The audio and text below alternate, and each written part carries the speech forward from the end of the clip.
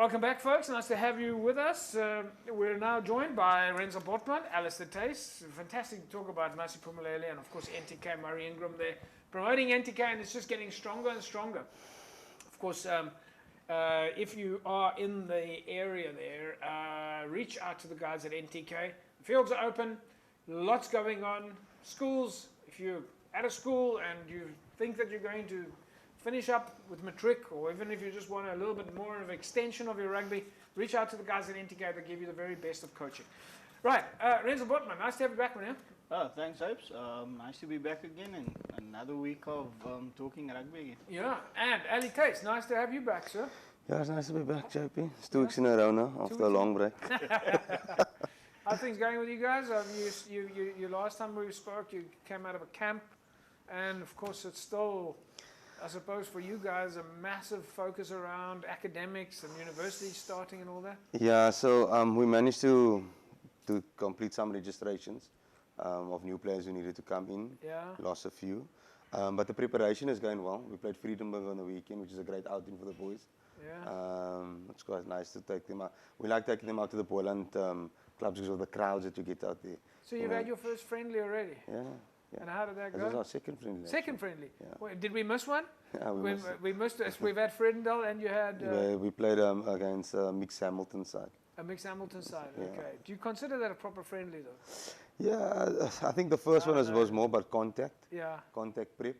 And then the second one was, full on 80-minute game. And then we got UCT's Young Guns the Saturday morning. Okay. In fact, folks, we've got a list of friendlies. We're going to talk to you about some of the friendlies that are coming up. But yeah, Renz, let's start off with you from Hamilton's point of view. I know we haven't got Coach Rob Willifear here with us today, but you can give us we're going to give you permission to put that cap on for about 15 seconds that you can tell us how's the turnout looking at Hamilton's. No, turnout is actually looking quite good, Jobs. I think 95% of our players of last year actually stuck, which is we stoked about. A lot of new players, and if I'm looking at the players that came into the club, very good players though. Yeah. So yeah, I'm actually stoked for the season. 150 years, so it's gonna be a big bash. I just want to mention one thing, and I want to say thank you to Murray and NTK, because last week Thursday we didn't have a field to practice on because there was a show at Cape Town Stadium, and they were willing enough to give one of the fields to us to train at. So big ups to them.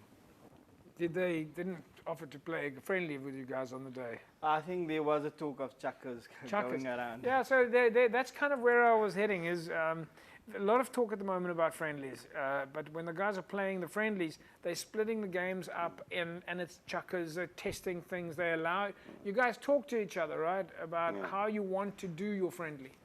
Yeah. Look, when it comes to chuckers for this time of the season, it's obviously about wanting to find out who plays where and what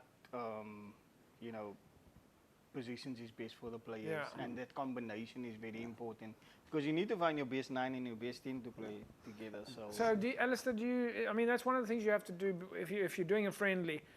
If it's not just a simple straight up rugby game, you're planning on chuckers. You've got to get together with your coach that you're playing against before and say, okay, guys, this is what we want to do for the next 80 minutes. Or yeah, so normally you'll chat with the coach who you're playing against, and then decide how you're going to break it down. 4 20-minute blocks. Are we before, or are we going to go live contesting in a line out? Then 40 minutes of scenario base. You get to attack. Couple of phases. We check out his fence system out. We get to attack, and vice versa. Yeah. So there's a plan in place from both ends, so that can be beneficial for both ends. So at which stage does the kind of the friendly chucker version change to the real friendly version, where it's 80 minutes and a result counts? I think that comes down to the amount of friendlies you've arranged as a club.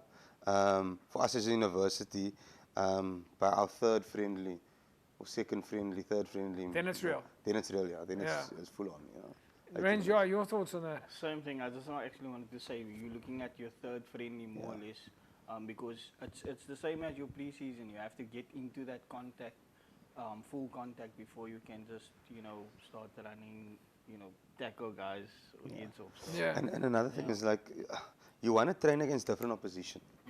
You training against your squad is training against one another all the time. So you want to test yourself up against different opposition who's not aware of how you play. Yes.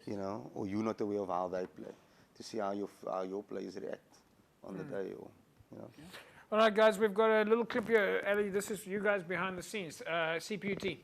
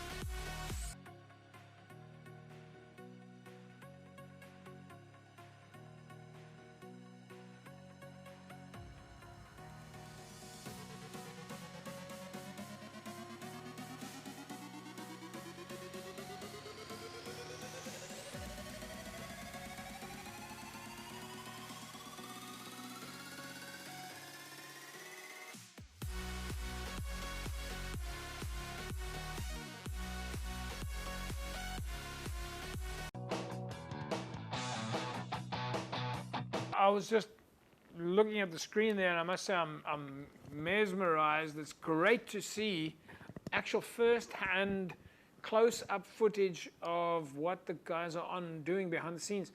I'm sure we've got a wide variety of that. So if you are watching right now, please send us your clips. Look at what you just saw there. We're going to show that again at some other stage. But Alistair, you've got two things going on there. But let's first start in the fact that you guys were on the beach and doing some activity there that I saw. There was a surfer walking past in the background who probably thought, what on earth is going on here? So so normally part of our off-season program or pre-season program, we take the guys on a beach session. So we'll do St. James, we'll do ladders, the Jacob's ladder and heel rise, and we'll end off on the beach with a small contact block.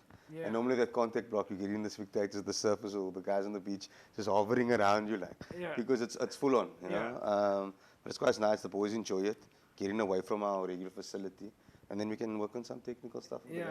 But I mean, talk us a little bit about what were we seeing there? So basically, we were working on it was a contact, working on defense, just a communication between two players, because you're working on a double hit there. And then giving the guys confidence through communication to make the hit, making sure the sequence is right. And the fact that you are, interestingly enough, water and beach is quite often used by the martial arts guys for training purposes, because you can land in the water and you can... Yes, so one, your foot placing, it helps with that balance on the field. Yeah. Not because it's a harder surface on the field, it's more stability. Yeah. And then two, you can, as you said, you can land in the water, you can land in the sand, Yeah. And it just brings a different variety or environment for the actual drill. Yeah. Renz, you've had some experience with that as well.